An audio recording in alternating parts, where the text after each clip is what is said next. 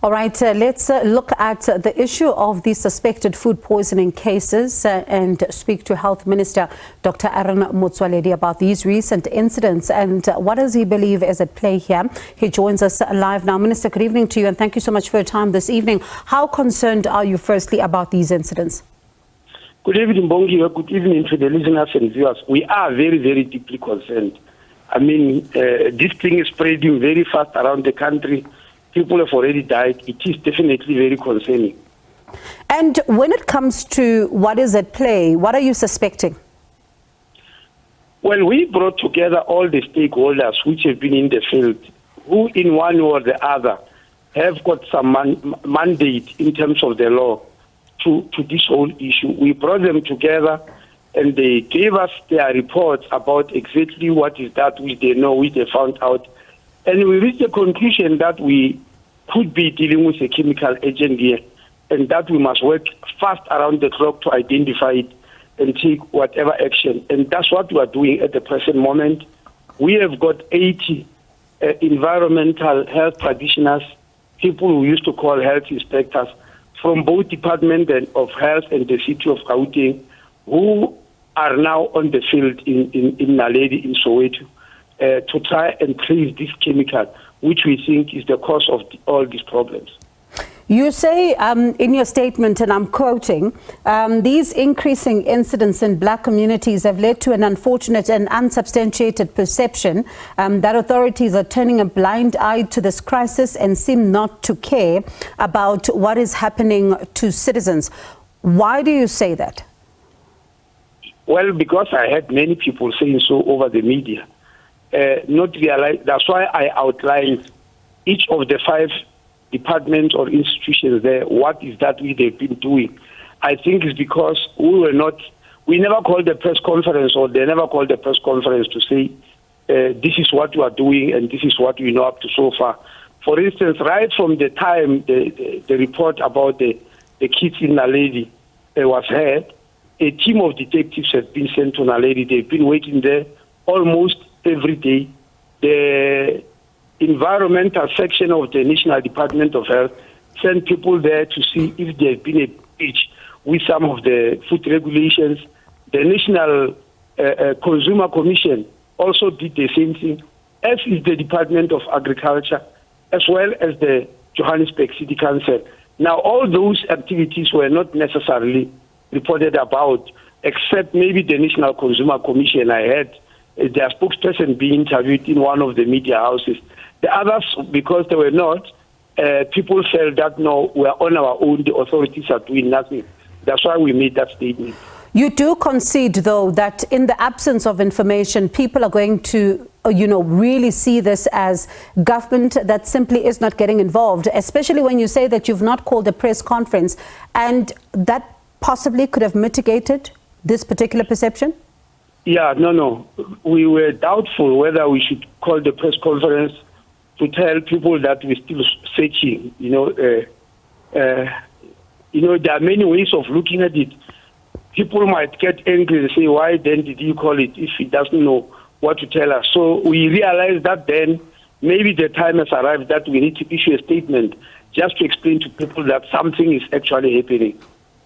If people, for example, and Minister, I say this in understanding what you're saying is work that has taken place, but you think about communities, for example, who have no access to certain, ways of getting to a statement. If it's business as usual, when we're seeing these incidents take place, for example, we're even learning of a 4-year-old in Khalishiwi, in a case of suspected food poisoning. Of course, investigations are still ongoing there. It appears to communities that this is business as usual. Parliament hasn't even paused to even reflect on what is going on in the country. We haven't seen members of cabinet flooding the streets in some of these particular areas. People are going to believe that they are on their own, and for them a statement is not sufficient. Well, Bongi, with that statement which we are issuing it for the people. We believe you are the agents, especially you as the public broadcaster, to be able to inform people. We issued a statement so that you give us an opportunity to talk to people. And from this morning, I've not been resting. I've been talking to lots and lots of radio stations, lots of TV stations around the country. And that's how we think communication will go.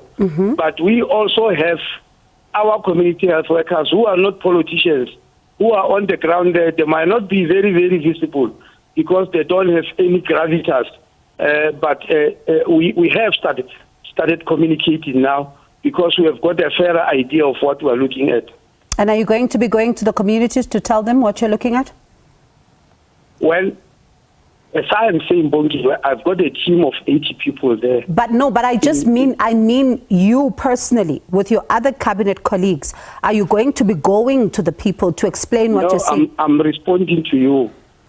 I said we have sent 80 people there. Depending on what they come up with, we will decide whether it's necessary to go or what is that which we are going to tell people. But it will be desirable that we go. But we can't just go there and to get surprised together with people. We need something that is tangible, that which will go and tell people. That's true, but also people have been saying that there does seem to be a reactionary approach, that compliance and the checks are only done when incidents like these are taking place, but then there is a moment where things are quiet, and for them as community members, they say they are concerned about this lack of a proactive approach. How do you respond to this concern? Because it's not necessarily true. I personally, Bongi, as far back as February last year, when the President opened Parliament, I invited the House of Traditional Leaders, Salga and Copter, for a discussion about these issues, because House of Traditional Leaders have been contacting the Department of Home Affairs. At that time, I was in Home Affairs. Anything that people believe emerges from foreign nationals, even if it's a bylaw issue, they just say Department of Home Affairs needs to do something about it. So that's why I took it upon myself to invite them. And we discovered that there are many other things that are not known. We then said we need to organize a whole 2-day workshop, which we did in October last year, held at Beachwood. All the 7 houses of traditional leaders from Parliament came, the whole of Salga leadership, 36 district municipalities out of 52, 8 metro municipalities, so 6 out of 8, and then 4 other departments, housing, small business, and Department of Trade, Industry and Competition. We sat for 2 days discussing these issues, presenting documents. At the end of it, we came with resolutions. Those resolutions was about what action need to be taken about spaza shops, inspections, registration, and taking action. We then took those resolutions. In Home Affairs, we incorporated them in the white paper on migration, which we know the cabinet adopted in April, this year, early this year in April. And on the 17th, we gazetted them. We then realized municipalities are still confused about bylaws. We said the Minister of Cocta must develop a series of common bylaws about spaza shops, which will be distributed and municipalities will apply them. Because South African law demands that you do certain things before you put up a law. The Cocta did develop those regulations. They sent them out for public comment. We got them in Home Affairs. We even called a workshop about them to make sure that they comply with the immigration laws of the country. Now, when people were responding back, before the department could incorporate them and gazette them, there was election and there was that sort of pause. Now, I've just spoken to the minister a month ago, who is new in Cocta, to tell him that something like this was happening. Please, I need time with you to sit so that we take it forward. Unfortunately, this event just overtook us. And it'll be interesting to speak to him as well to see what happens then. But before I let you go, there's something that you've written in the statement that you've released that I'd like us to talk about. You say the national structure responsible for coordinating the security of the state, and that is the Net Joins, is treating these incidents as a potential threat to the security of the country and its citizens. Tell us more. Well, because if you see people being affected in such a lot, for such a wide area. Today is Soweto, then the following day is Bronco Spray, then Amaskral, as you're saying, is Ralishiwe. And because we have reached a conclusion that this might be a chemical agent, We don't know the nature of that chemical agent, and because we don't know it, we believe that may put the security of the state at risk. And when do we then wrap up the testing to see what exactly are we dealing with here when it comes to this chemical agent? Our inspectors are taking samples as taught and instructed by the NICD on how to take samples when you are searching. And then from there, they'll be sent to laboratories. It all depends when they finish, but also what the laboratories, how fast the laboratories can work. I don't really have an answer for that now. Yeah. We'll hear from the laboratories once the samples are handed in. Minister, appreciate your time. Thank you. And let's see what becomes the results then. Thank you so much for talking to us this evening.